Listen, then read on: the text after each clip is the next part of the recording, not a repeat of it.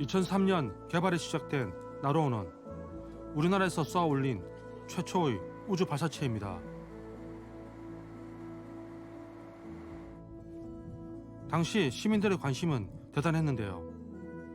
발사 장면을 가까이에서 볼 수 있는 명당을 미리 답사하는가 하면 나로호 발사 성공을 기원하러 제가 고흥에 왔는데 이번에는 꼭 성공했으면 좋겠습니다. 나로호 화이팅! 나로 우주센터 주변 숙박시설은 발사 수개월 전부터 만실이 될 정도. 작년에는 개실이요 40에서 50% 정도 찼는데요. 올해는 나로 발사 때문에 지금 26일부터 29일까지는 예약이 다 완료된 상태입니다. 2013년 1월 30일 수차례 발사 중단과 두 번의 발사 실패 끝에 3차 발사가 이루어집니다.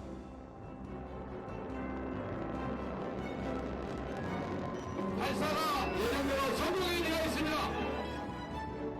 3차째 성공해서 너무 기분 좋습니다. 세 차례의 도전 끝에 마침내 발사에 성공한 나로호로 대한민국은 우주 강국에 한 발 더 다가섭니다. 그러나 한편으로는 아쉬움도 남겼습니다. 국내 기술적 한계로 인해 핵심인 1단 로켓 개발을 러시아가 맡아서입니다. 그때 나로 같은 경우에는 일단은 말씀하신 대로 러시아 기술, 러시아 엔진을 사용을 했고요.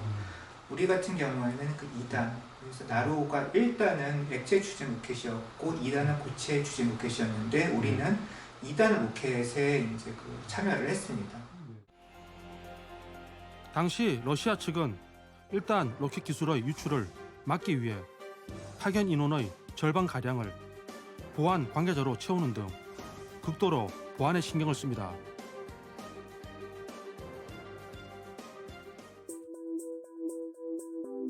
어떻게든 정보를 입수하려는 한국과 이를 막으려는 러시아 측의 팽팽한 기싸움은 마치 첩보전을 방불케 했다는데요.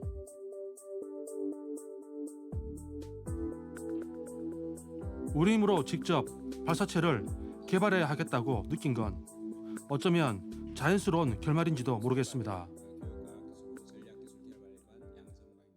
한국형 발사체는 나로와는 달리 순수하게 한국 독자 기술로 개발을 추진 중에 있습니다. 이 사업이 지난해부터 시작됐지만 금년부터 본격적으로 추진하게 됩니다.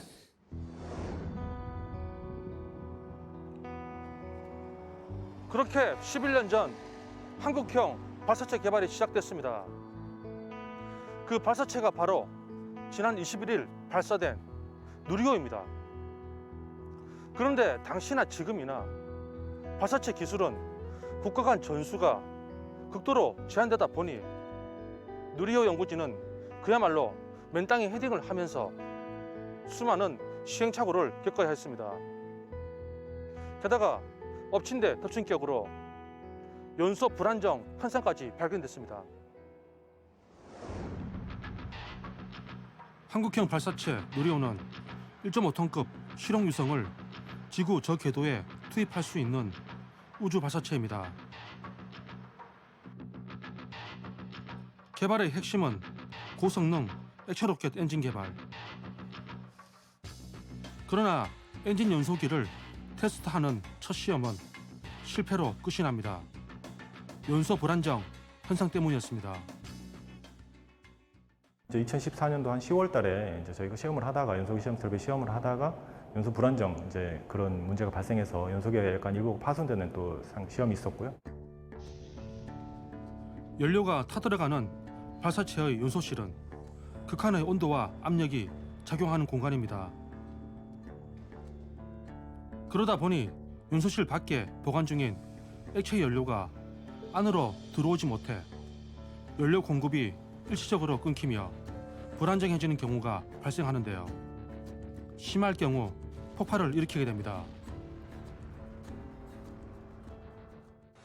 액체 엔진 개발하면서 연소 불안정이 이제 또 변수 등장했지 않습니까? 예. 그 뭐 어떤 상황이었습니까?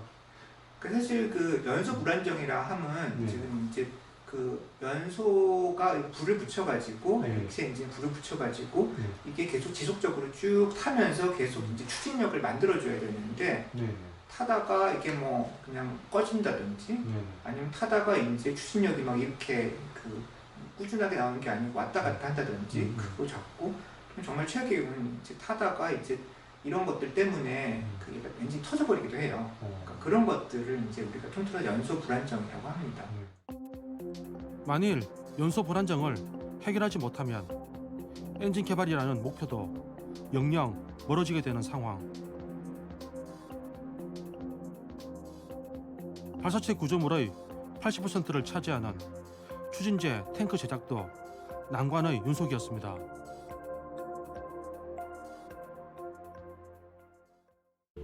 예, 여기 앞에 보이시는 것 같은 경우에는 누리호 그 2차 시험 발사에 사용된 1단 산화제 탱크가 되겠습니다. 전체 길이는 약 10m, 직경은 3.5m이고요. 저장할 수 있는 액체산소는 약 100톤 가량의 액체산소를 저장할 수 있게 되어 있습니다. 지금 제작이 완료돼서 우주센터로 이송을 하기 위해서 대기 중에 있고요. 그 다음에 있는 연료 탱크가 되겠습니다. 일단 연료 탱크로서 직경은 3.5m로 똑같고 길이는 약 6.6m, 무게는 약 1.2톤이 되겠습니다. 3단인 누리호엔 각 단별로 2개씩 총 6개의 추진제 탱크가 필요한데요. 최대한 중량을 줄이기 위해 얇고 가볍지만 강하고 단단하게 만드는 게 관건. 쉽게 말해 한 번도 본 적 없는 구조물을 만들어야 하는 겁니다. 발사체를 정말 성능을 결정짓는 거, 좋은 엔진과 함께 경량화가 중요하다고 말씀드렸는데요.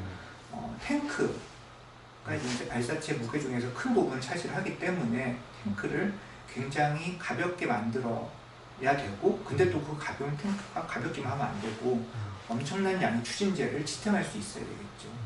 발사체에서 지금 전체 중에 추진제가 차지하는 비율은 정말 상상하기 힘들 정도로 이제 높은데요. 한 90% 정도 된다고 생각을 하시면 돼요. 근데 그 탱크 이제 그 두께 우리가 얼마나 될지 궁금해하실 수도 있는데 그게 2mm 정도 돼요. 그러니까 말하자면은 맥주캔 두께 정도. 그러니까 그 정도의 두께 가지고 그 전체 발사체 무게의 90% 정도에 해당하는 이런 그 추진제를 감당을 하면서 이제 그 뭔가 파괴가 없이 뭔가 지금 부서지지 않으면서 그렇게 비행을 해야지 되는 상황이에요. 진짜 어렵겠죠. 그렇죠. 예. 연구진은 무게를 줄이기 위해 특수 알루미늄 합금을 소재로 선택합니다.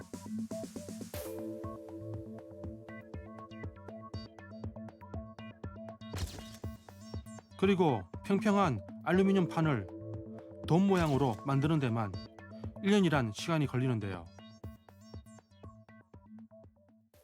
사실 이런 부분은 컴퓨터 시뮬레이션으로 해결하면 가장 좋은데 컴퓨터 시뮬레이션에서 발생하는 오차보다 저희가 요구로 하는 정밀도가 훨씬 더 정확합니다. 따라서 컴퓨터 시뮬레이션으로는 이 정확도를 맞출 수가 없기 때문에 시행착오를 거쳐서 트라이얼을 해보는 수밖에 없고, 용접과 분량의 과정을 수도 없이 반복한 끝에 추진제 탱크에서만 사용하는 특수한 공법도 개발합니다.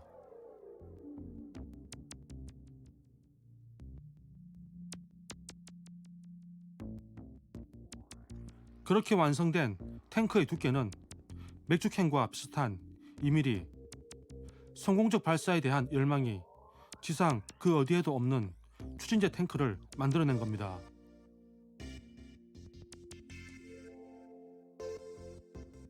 가장 큰 기술적 난제, 연소 불안정 현상을 극복하기 위해선 설계 변경과 검증 시험을 반복합니다.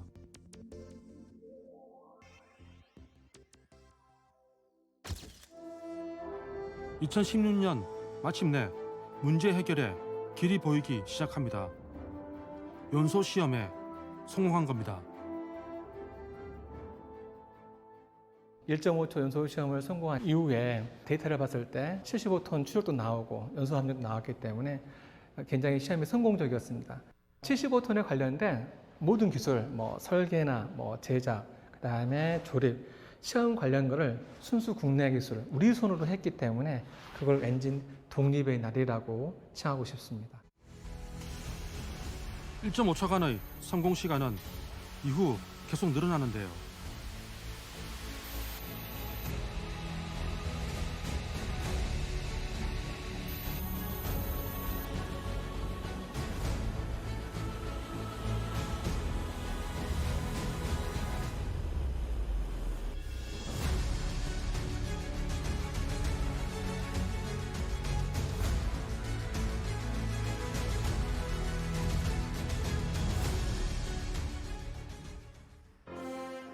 (2018년엔) 비록 1단 로켓만 있는 시험 발사체이지만 목표 이상의 성과를 거두며 독자 개발한 로켓 엔진 기술력을 인정받았습니다.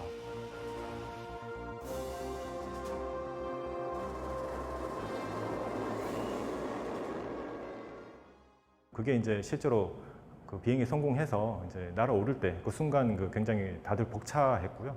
저 개인적으로 이제 뭔가 공부를 굉장히 열심히 했는데 이제 중간고사를 봤는데 좀 잘 본 느낌? 뭐 그런 기분으로 좀 그렇게 표현하고 싶습니다. 러시아를 비롯한 해외 엔지니어들의 시선이 바뀐 것도 그때 즈음입니다.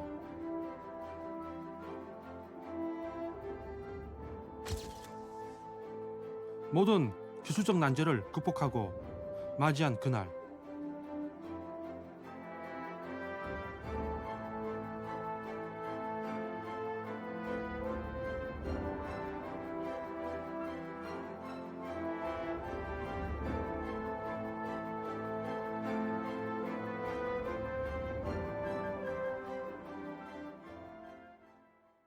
기상 상황, 우주 물체와의 충돌 가능성 등을 종합적으로 검토해서 오늘 오후 5시 정각 발사를 목표로 발사 운영 절차를 진행하기로 최종 결정하였습니다.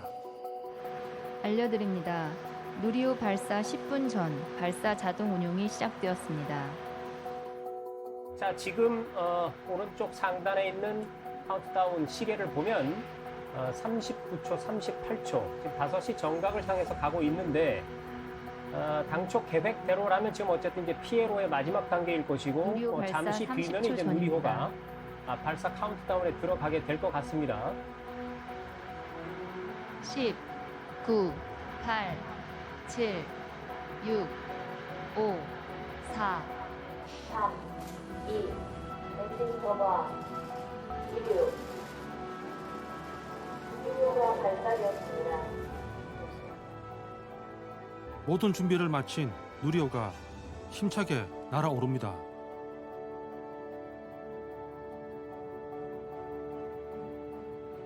여러분, 지금 너무나 장관인데요.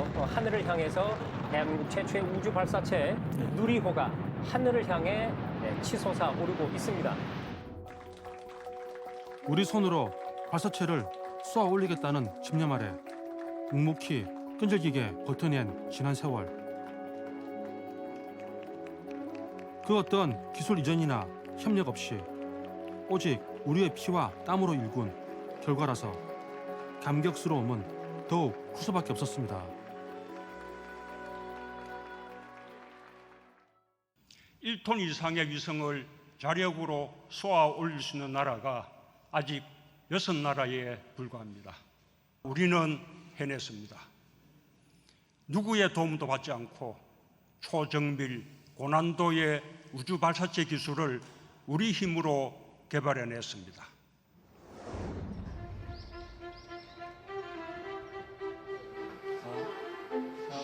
그날의 순간은 몇 번을 다시 봐도 훌륭합니다.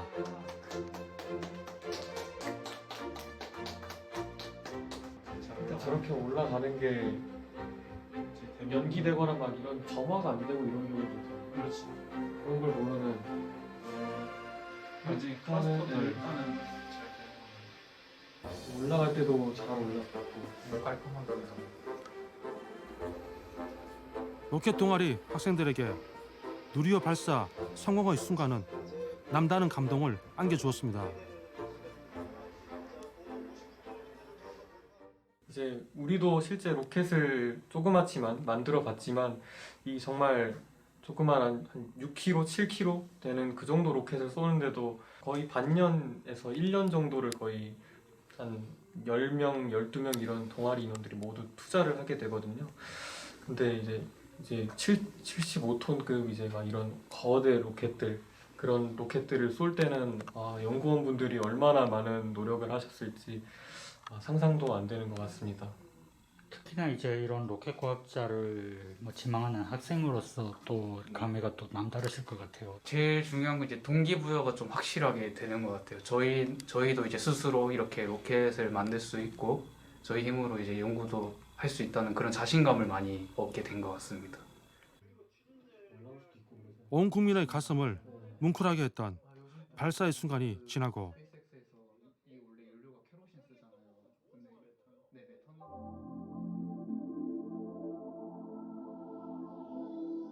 약 2분 후 1단 분리의 성공. 이어 페어링 분리도 성공. 2단 분리까지 완벽히 이루어졌습니다.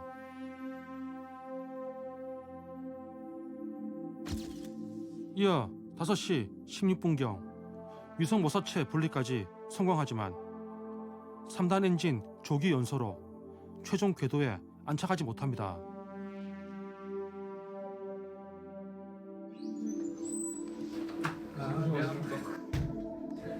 다들 가슴 저리면서 순천대 로켓팀을 이끄는 이희남 교수는 누리호 비행 시험이 학생들에게도 값진 공부가 됐을 거라고 생각합니다. 이번에 위성 모사체가 이 궤도에 좀 안착하지 못했는데요. 중장기적으로는 오히려 우리나라 이 우주과학 기술 발전에 큰 밑거름이 될 거라고 생각을 합니다. 왜냐하면은 이번에 실패의 원인을 좀 분석 중이긴 하지만 약 1.1km/s 초속 1.1km의 속도가 부족을 해서 이제 제 궤도에 안착을 못하고 떨어졌다고 이제 보는데 굉장히 좋은 학습 자료가 될 거라고 봅니다. 연구 자료에 아주 귀중한 그 데이터가 되는 거죠. 그래서 다음번에는 거의 확실하게 성공할 수 있을 것이라고 믿습니다. 순천대 로켓단은 매년 진행되는 로켓 발사 대회에 참가하여 좋은 성과를 거두고 있습니다. 저희가 들으니까 전국 대학교 로켓 대회에서도 1등을 하셨다고 들었는데요. 그때 사용하셨던 로켓인가요? 저희가 19년도 때는 이제 저희의 첫 로켓입니다. 첫 로켓으로 로켓 대회에서 대상을 수상했고요. 20년도 때도 이제 저희가 반작용 휠을 장착한 로켓으로 이제 대회를 수상을 한번 했었습니다. 2년 연속 전국 대학교 로켓 대회에서 대상을 수상했을 정도로 꽤 실력 있는 팀입니다. 로켓을 연구하고 만드는 학생들에게 이번 누리호 비행 시험은 더 큰 가능성을 믿게 해주었습니다. 이번에 저희가 위성 모사체를 궤도에 안착시키지 못했지만 거기에 있는 데이터는 아마 통신을 통해서 아마 다 받았을 걸로 예측이 됩니다. 문제가 뭐였는지 파악을 다시 하신 다음에 아마 성공적으로 내년에 잘 발사가 되지 않을까 그렇게 생각합니다. 누리호는 내년 5월 2차 발사 이후로도 총 6차까지 진행될 계획이며 2030년에는 달 착륙선을 자력으로 발사하는 것이 목표입니다. 내년도에 일단 우리나라가 미국의 스페이스X의 펠컨 9 로켓을 빌려서 달 궤도선을 쏘기로 돼 있습니다. 2030년에는 실제로 우리나라 땅에서 우리나라가 스스로 만든 발사체에 달 착륙선과 달 궤도선을 실어서 달 탐사를 할 계획을 세우고 있는데 제 생각에는 우리나라 연구원들과 이번에 많은 경험을 쌓은 기업체 분들이 있기 때문에 정부에서 정책적으로 꾸준하게 지원만 잘 해주면 충분히 가능하리라고 봅니다.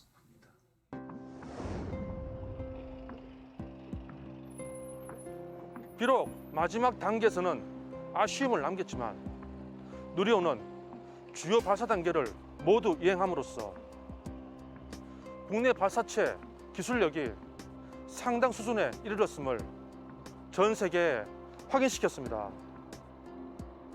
이로써 극소수 국가에만 제한되었던 우주개발 참여권을 확보한 것은 물론이고 산업과 안보 등 다방면에 적지 않은 파급 효과가 예상되고 있습니다.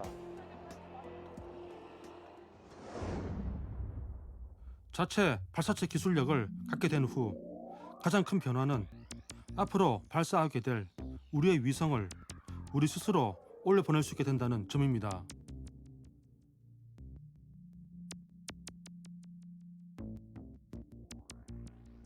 연관 산업과 과학 수준도 한층 업그레이드 될 걸로 기대가 됩니다.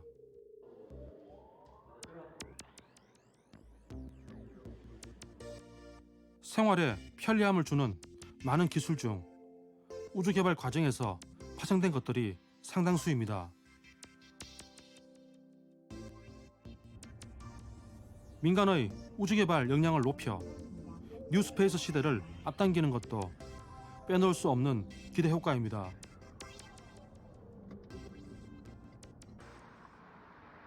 누리호 9종의 추진기관 시험 설비 가운데 7종 제작에 참여했다는 한 기업.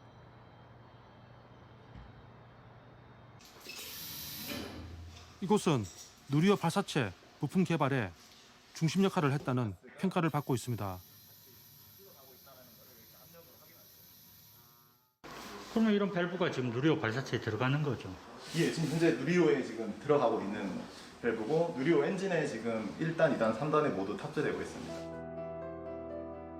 발사체 압력을 높이고 부품을 연결하는 작은 부품부터 핵심 분리 장치 그리고 발사대까지 모두 100% 메이드 인 코리아입니다.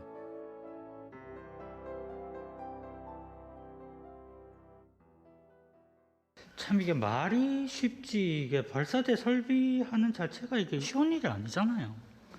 이런 일이 없죠. 그래서 제가 봤을 때는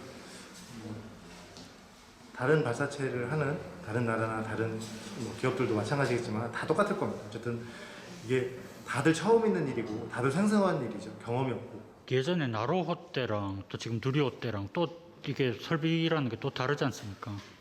그렇죠, 맞습니다. 그때는 설계 자체가 러시아에서 가져온